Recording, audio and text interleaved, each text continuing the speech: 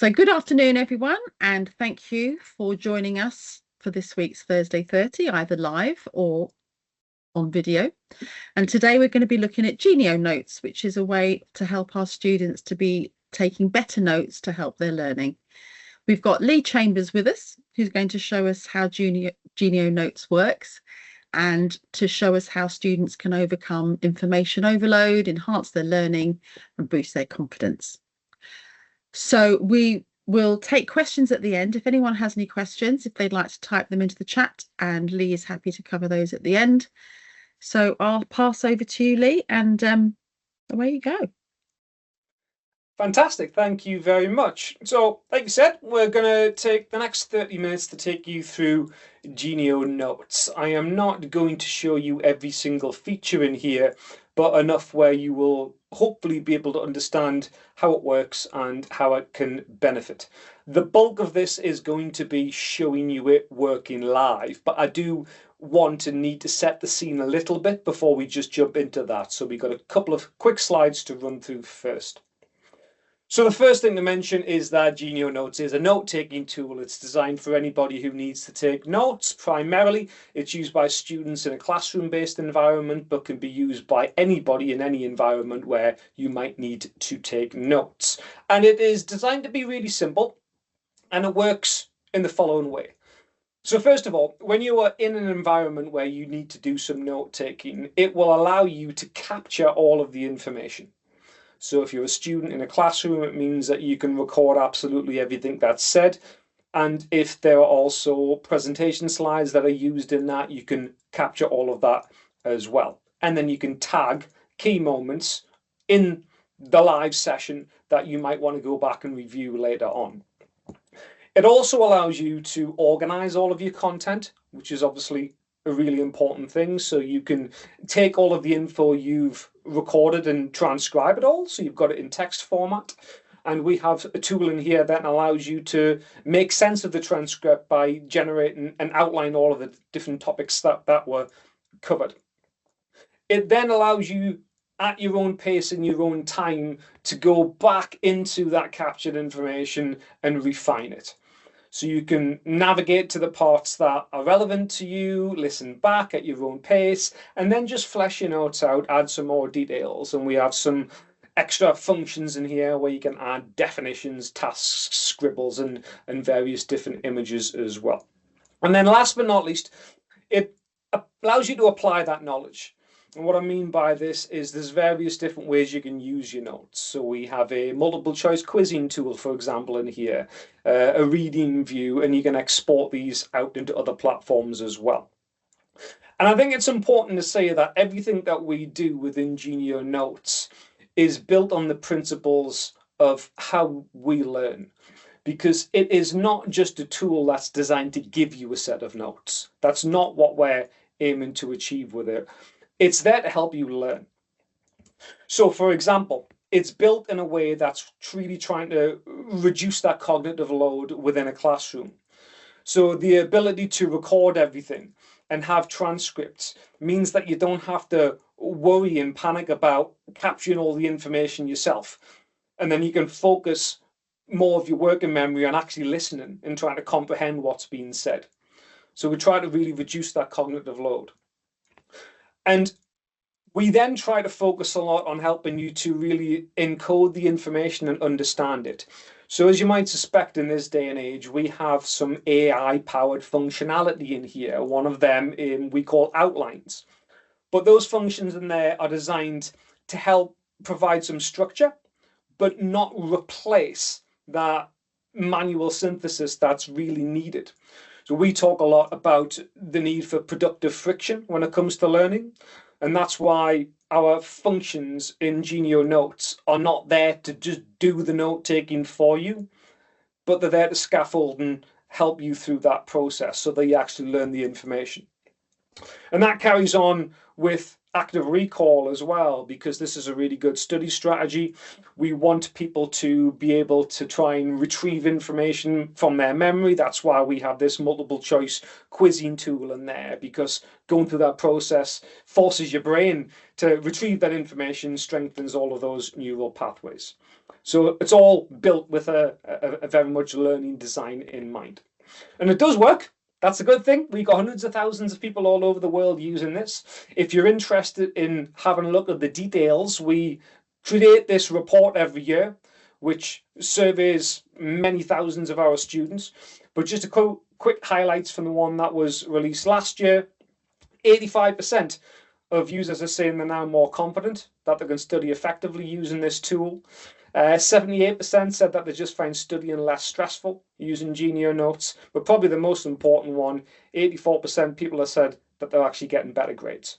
So we know that what we're doing is actually working. So that sets the scene, but let's jump in and actually show you it, because I think that's the best part of this, the live demo. Now, it's worthwhile saying that you can use Genio Notes anywhere. So Windows, Mac, Chromebook, Android, iOS, it doesn't matter, you're going to be able to do it. But I'm going to use my Mac, which is what I'm on now. And when you're on a laptop device, you will log into your Genio Notes account in a web browser, and it'll take you to this home page. Now, you can use this anywhere. So I use this in a meeting environment, I've used this in interviews, but the primary use case is going to be a student in a classroom-based environment. So that's what we'll use for our demonstration. So just picture you're a student about to attend class. This is what you would do. So first of all, you would go in and create yourself a new event. And it's always best to give this a name. So we're going to pretend that we are about to attend a class all about essential equations. Okay, now, as I mentioned at the start, the core function of this tool is to allow you to capture everything that's said. Primarily, that's going to be someone speaking. But if you are also given presentation slides, classroom slides, handouts, whatever it might be, you can import those into your notes as well. And you can do that before class starts, during, or after, whichever is best for you. In this example, I'm going to pretend I have slides available to me before class, and I'm going to import them into here before anything even starts. Slides can be in PDF or PowerPoint format. You just navigate to them and then open them up. We'll come back to using slides in a minute or two, but it's just going to pop them in there ready for when I need them.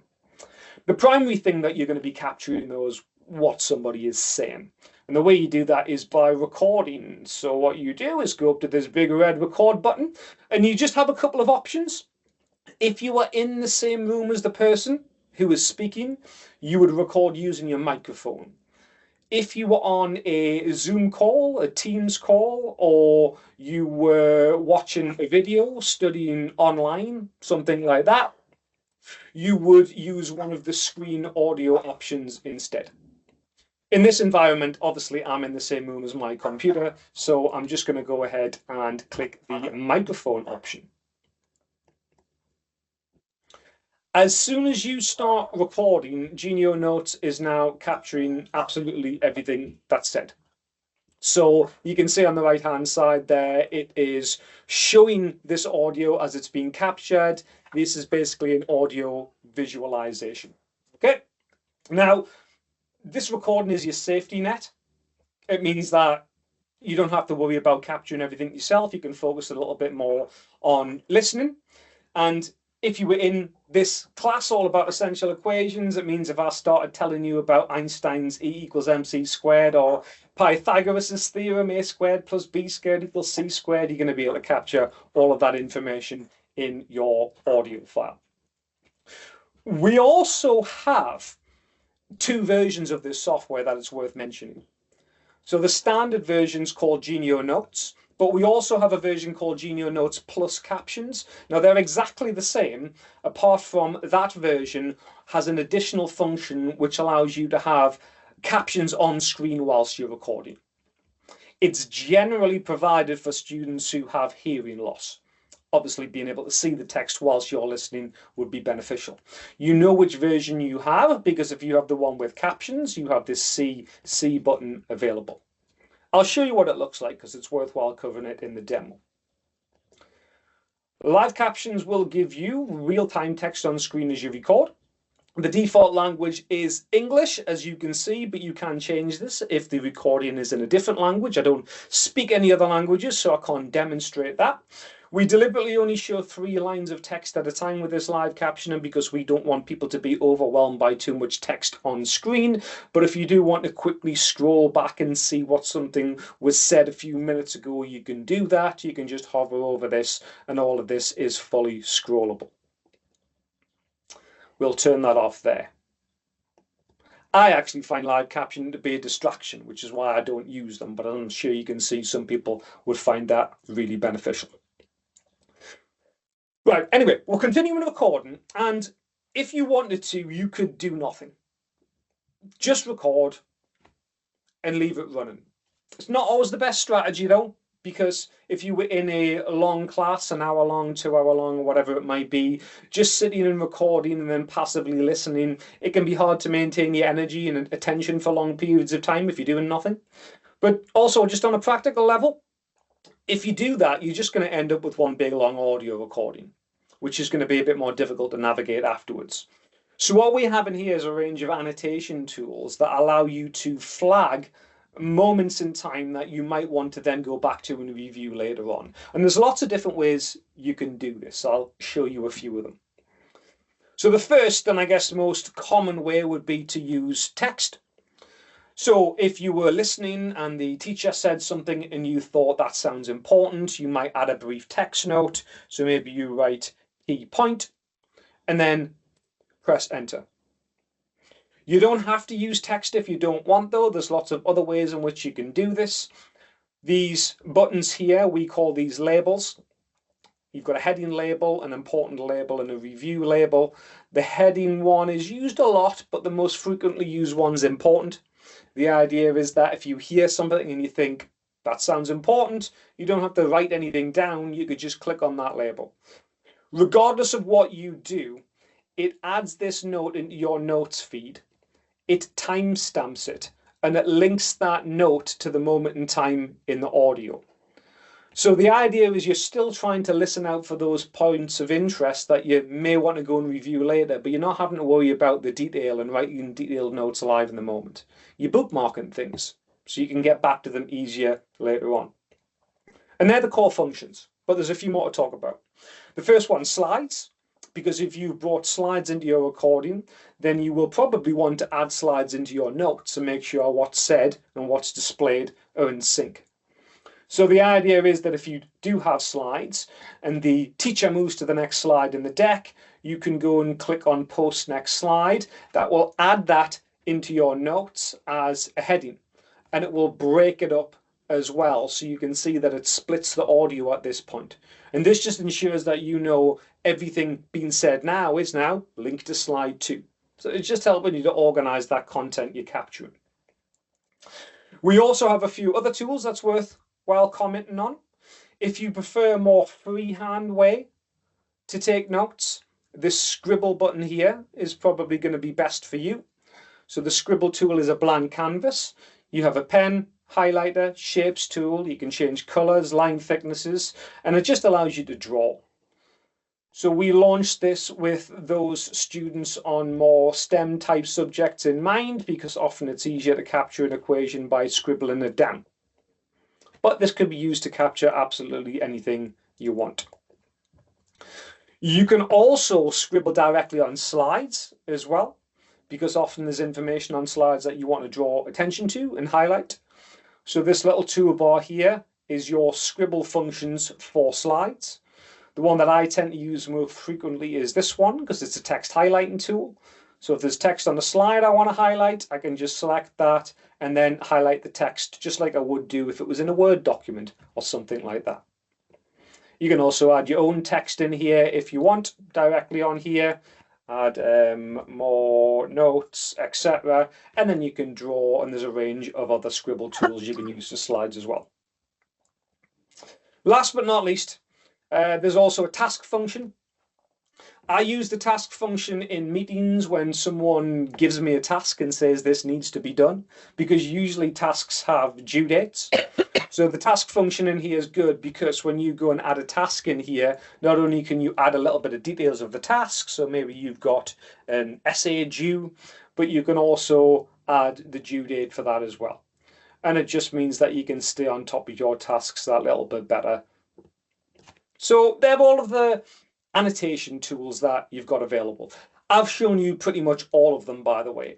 In practice, people will use the ones that they're most comfortable with, be that the labels or the text notes or the slides. Some will use all, but a lot of people will just pick their favorite methods of doing this.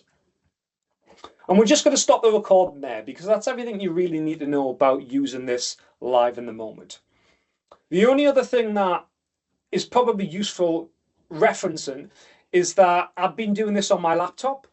If you happen to have been doing this on a mobile device, you can pretty much do exactly the same thing. So I've just dragged my mobile phone on screen. This is my iPhone, but you can do it on Android and tablets, and it works in the same way. So just to quickly show you, if I open up that recording I've just done, because they are synced across mobile and laptop, I can continue recording in here if I want. And the only other thing that I really want to show you is that there's an additional function when you're doing this on mobile, and that is the ability to take pictures. Because sometimes there will be visuals used, so a teacher might be writing on a blackboard, for example, and you don't have access to those pictures, you know, they're created live in the moment. So if you're using the mobile app, you can tap the little camera icon and then take a picture of whatever it is you need as well. But apart from that, everything else is the same. So I'll just stop that recording there. Right, we're finished with my mobile device, so I'm just going to drag that back off the screen. And what we're going to talk about next, well, everything that I've been doing here is about capturing the information, okay? What I now want to move on to is what you do afterwards. So we're going to talk a little bit about playback, transcription, navigating your recordings. Now, all I'm going to quickly do is just go back to my home screen for a moment, and I just want to make sure what I did on my mobile syncs up. We'll just give that a second to sync up and then go back into here. All right, so we'll use the event that I just created, and the first thing to say is playback tools are dead straightforward in here. If you want to play something back, you can pop your cursor anywhere in the audio timeline and your playback tools are up here.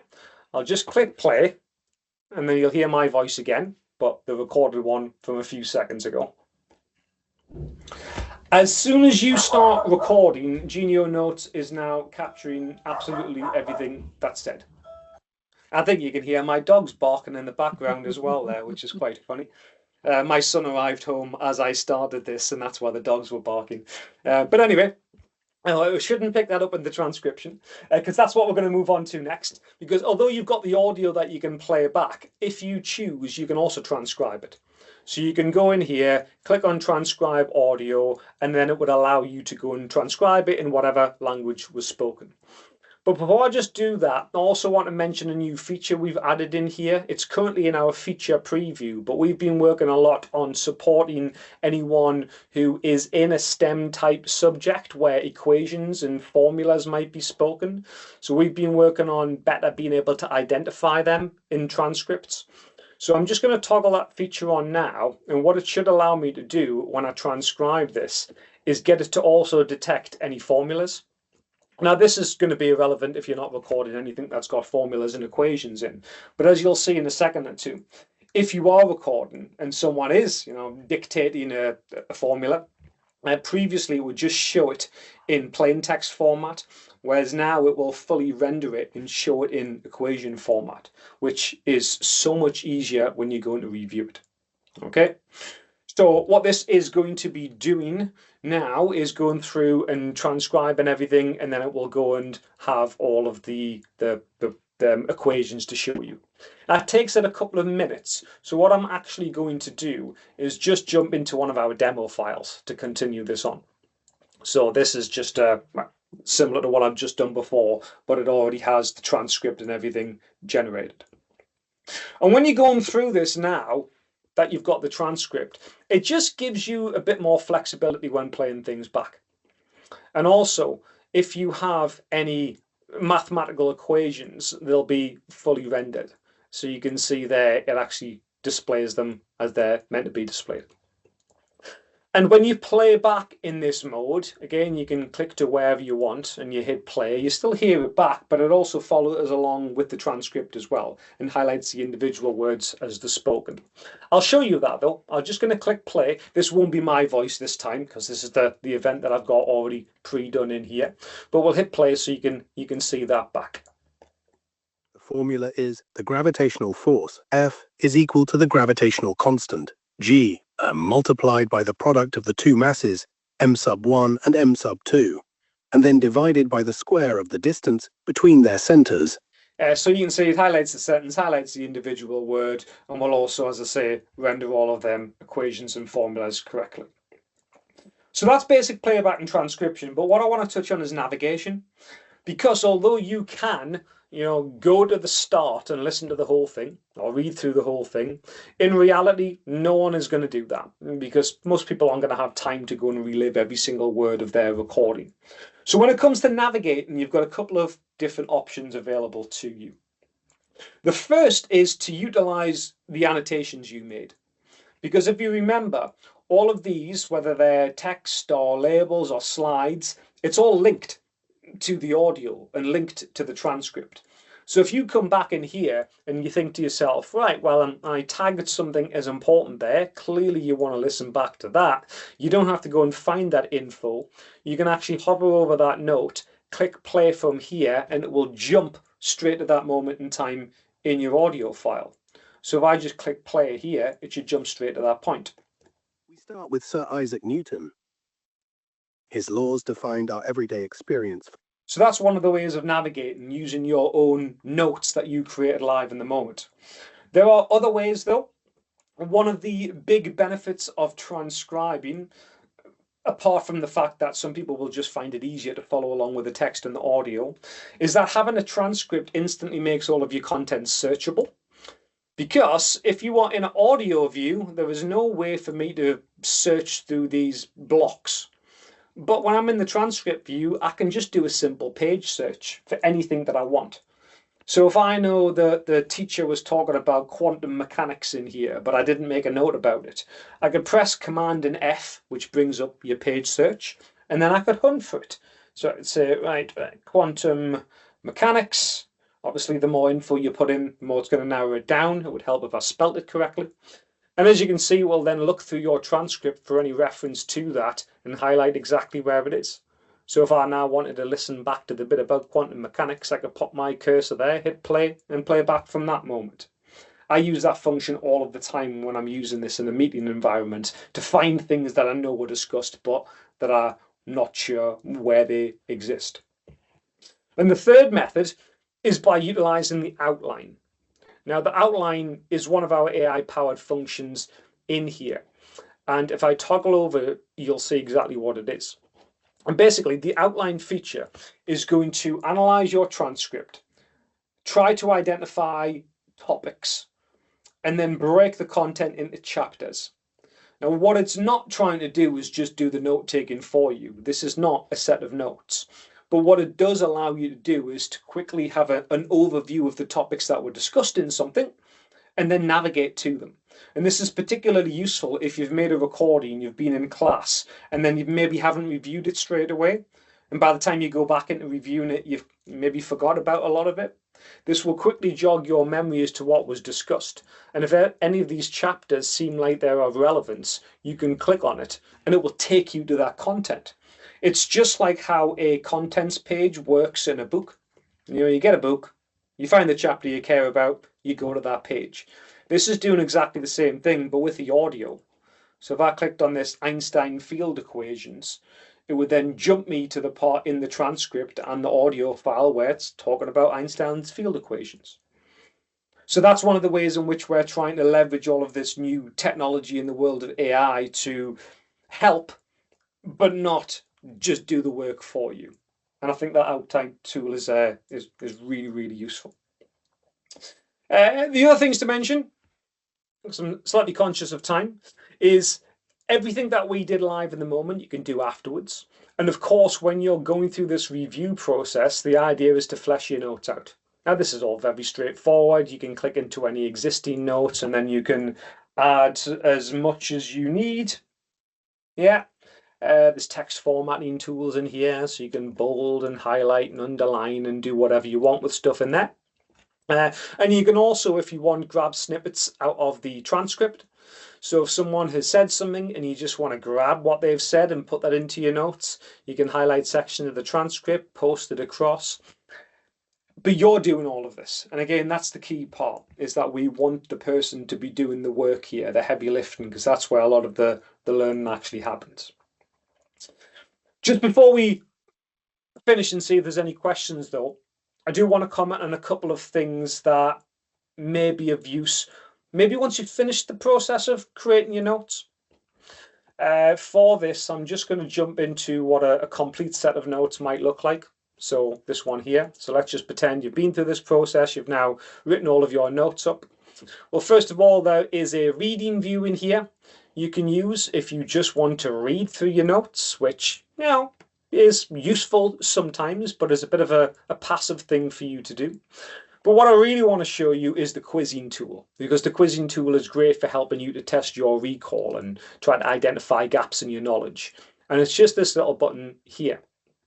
So there's a couple of different ways you can run this quiz. You can get it to run a quick 5 questions, where it will ask you 5 quick multiple choice questions based on whatever the content is.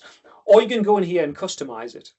So it's always going to use the transcript as the source material, but you can also get it to use the slides as the source material. And you can also be selective about what topics are asked as well.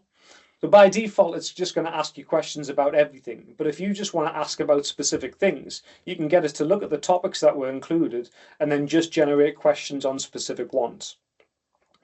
You can then select the number of questions, so you can do 5, 10, or 15, and then you can decide when you get feedback, either at the end or after each question. So there are a few additions we've made to the quizzing tool that were only launched in December, I think. The quiz tool gets loads of really positive feedback from students, and I think the ability to add these customizations is just going to make it a little bit more useful. Anyway, once you've made all those selections, it will take what you've told it to do, and then it will start to generate the quiz for you. And it's great. I always find this is just a really good way for you to try to test what you remembered from class. You could argue that actually the best time to use this quizzing tool is before you do the note taking. I've always been a strong advocate for when you go back to, revisit what happened in class. Maybe the first thing that you should do is find out what you can remember before you, delve into all of the information you captured. But you can use it at any point in time. The point being is that it will take everything you've told it to do and then start to generate some nice quiz questions that you can then go through and obviously try to answer. And in a nutshell, that's Genio Notes. The only thing that I want to leave you on is just to say that this has been a demo, but if you want to actually use this for yourself, you can do.